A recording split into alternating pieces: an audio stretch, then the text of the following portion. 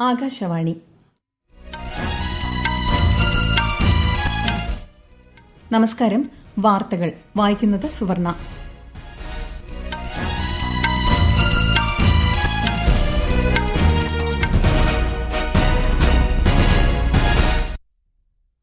പ്രധാന വാർത്തകൾ. ബീഹാറിൽ ഒന്നാംഘട്ട നിയമസഭാ തെരഞ്ഞെടുപ്പിനുള്ള ഒരുക്കങ്ങൾ പൂർത്തിയായി. 121 മണ്ഡലങ്ങൾ നാളെ വിധിയെഴുതും.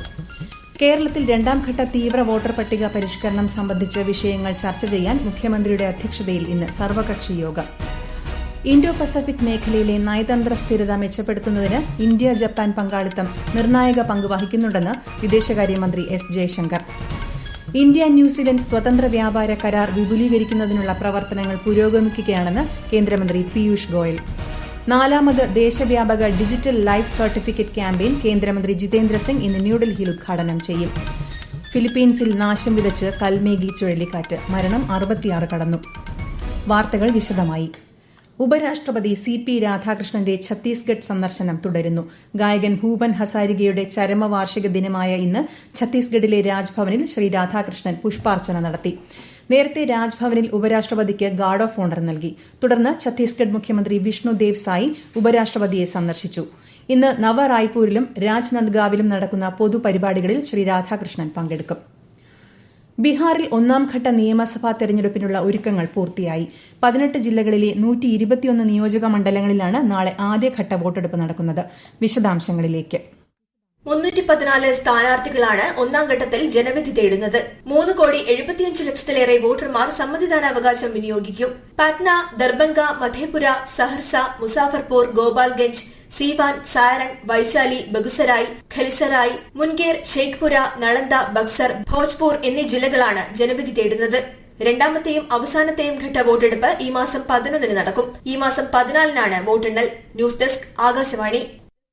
തെരഞ്ഞെടുപ്പ് കമ്മീഷന്റെ ഇന്റർനാഷണൽ ഇലക്ഷൻ വിസിറ്റേഴ്സ് പ്രോഗ്രാം ന്യൂഡൽഹിയിലെ India international institute for democracy and election മാനേജ്മെന്റിൽ ആരംഭിച്ചു. ഫ്രാൻസ്, ദക്ഷിണാഫ്രിക്ക, Belgium, Indonesia, Philippines, Thailand, Colombia എന്നീ രാജ്യങ്ങളിൽ നിന്നുള്ള 14 പ്രതിനിധികളാണ് പങ്കെടുക്കുന്നത്. ഈ മാസം 6 നടക്കാനിരിക്കുന്ന ബീഹാർ നിയമസഭാ തെരഞ്ഞെടുപ്പിന്റെ ആദ്യഘട്ട പോളിംഗ് സംഘം വീക്ഷിക്കും. രാജ്യത്തെ രണ്ടാംഘട്ട തീവ്ര വോട്ടർ പട്ടിക പരിഷ്കരണം പുരോഗമിക്കുന്നു. കേരളം ഉൾപ്പെടെ 9 സംസ്ഥാനങ്ങളും 3 കേന്ദ്രഭരണ പ്രദേശങ്ങളുമാണ് രണ്ടാംഘട്ടത്തിൽ ഉൾപ്പെട്ടിട്ടുള്ളത്. നടപടിക്രമങ്ങളുടെ ഭാഗമായി എന്യൂമറേഷൻ ഫോം വിതരണത്തിന് ഇന്നലെ തുടക്കമായി. കേരളത്തിൽ ഇന്നലെ രാത്രി 8 മണിവരെയുള്ള കണക്ക് പ്രകാരം 2,07,528 പേർക്കാണ് എന്യൂമറേഷൻ ഫോം വിതരണം ചെയ്തത്. ഡിസംബർ 9 കരട് വോട്ടർ പട്ടികയും 2026 ഫെബ്രുവരി 7 അന്തിമ വോട്ടർ പട്ടികയും പ്രസിദ്ധീകരിക്കും. രണ്ടാംഘട്ട തീവ്ര വോട്ടർ പട്ടിക പരിഷ്കരണം സംബന്ധിച്ച് കേരളത്തിലെ വിഷയങ്ങൾ ചർച്ച ചെയ്യാൻ മുഖ്യമന്ത്രിയുടെ അധ്യക്ഷതയിൽ ഇന്ന് സർവകക്ഷി യോഗം വിളിച്ചു ചേർക്കും. ഇന്ന് വൈകിട്ട് 4:30 ഓൺലൈനായാണ് യോഗം. ലക്ഷദ്വീപിലും തീവ്ര വോട്ടർ പട്ടികയുടെ പരിഷ്കരണ പ്രക്രിയകൾ ആരംഭിച്ചു. 57,813 വോട്ടർമാർക്കായി ആകെ 1,15,626 എന്യൂമറേഷൻ ഫോമുകൾ അച്ചടിച്ച് 10 ദ്വീപുകളിലായി വിതരണം ചെയ്തു.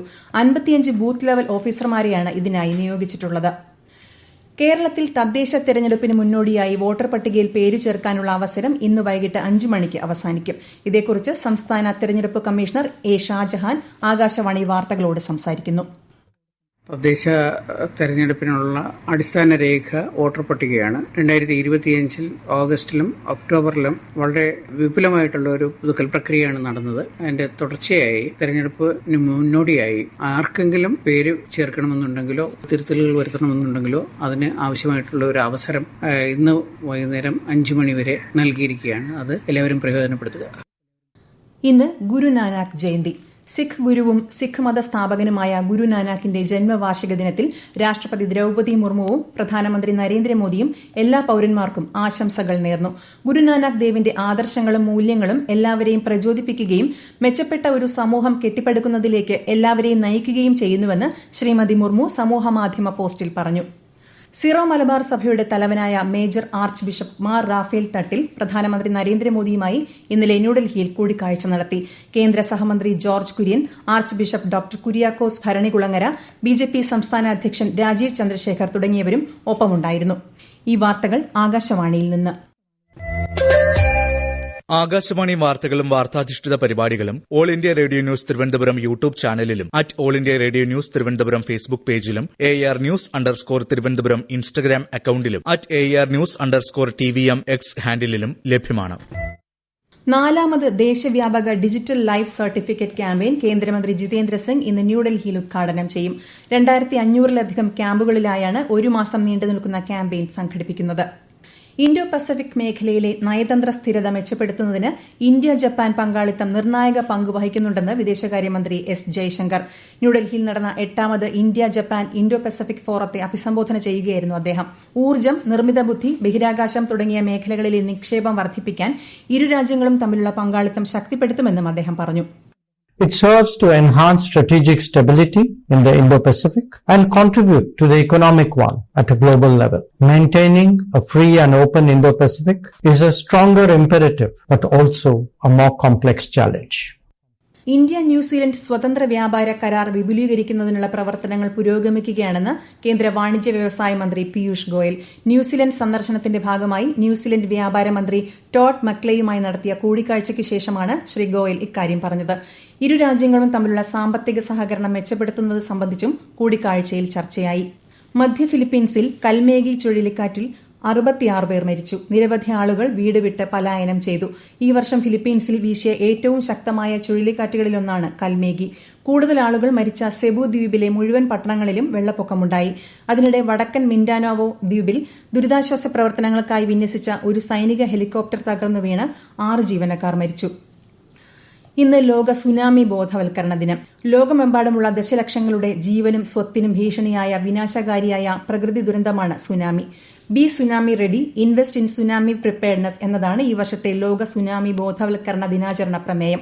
സുനാമി മുന്നൊരുക്കങ്ങളുടെയും ദുരന്ത പ്രതിരോധ നിവാരണ പദ്ധതികളുടെയും ആവശ്യകത വിളിച്ചോതുന്നതാണ് ഈ വർഷത്തെ ദിനാചരണ പ്രമേയം. കേരളത്തിൽ തിരുവനന്തപുരത്ത് അമീബിക് മസ്തിഷ്ക ജ്വരം ബാധിച്ച് ഒരാൾ കൂടി മരിച്ച സാഹചര്യത്തിൽ ജാഗ്രത ശക്തമാക്കി ആരോഗ്യവകുപ്പ്. ആറ്റിങ്ങൽ സ്വദേശിയായ 58 വയസ്സുകാരനാണ് ഇന്ന് രാവിലെ മരിച്ചത്. തിരുവനന്തപുരം മെഡിക്കൽ കോളേജിൽ ചികിത്സയിലായിരുന്നു. സ്വർണ്ണവിലയിൽ ഇടിവ്. ഗ്രാമിന് 90 രൂപ കുറഞ്ഞ് 11,135 രൂപയും പവന് 720 രൂപ ഇടിഞ്ഞ് 89,080 രൂപയുമാണ് ഇന്നത്തെ സ്വർണ്ണവില. GST ഭരണ പരിഷ്കരണം ഭക്ഷ്യമേഖലയ്ക്ക് ഏറെ ഗുണകരമാകുന്നതായി വിലയിരുത്തൽ. പിസ്സ, ബ്രെഡ്, ചപ്പാത്തി, പൊറോട്ട എന്നിവ പൂർണ്ണമായും നികുതിരഹിതമാക്കി. വെണ്ണ, നെയ്യ്, കണ്ടൻസ്ഡ് മിൽക്ക്, ഐസ്ക്രീം, ചോക്ലേറ്റ് തുടങ്ങിയവയുടെ GST 5% കുറച്ചു. ഇത് സാധാരണക്കാർക്ക് ആശ്വാസമേകുകയും ഉൽപാദനം ശക്തിപ്പെടുത്തുകയും ചെയ്യും. സർവേ വെസൽ ക്ലാസിലെ 3ാമത്തെയും ദക്ഷിണ നാവിക കമാൻഡ് ആസ്ഥാനമായുള്ള ആദ്യ കപ്പലുമായ ഇക്ഷക് കമ്മീഷൻ ചെയ്യാനൊരുങ്ങി ഇന്ത്യൻ നാവികസേന.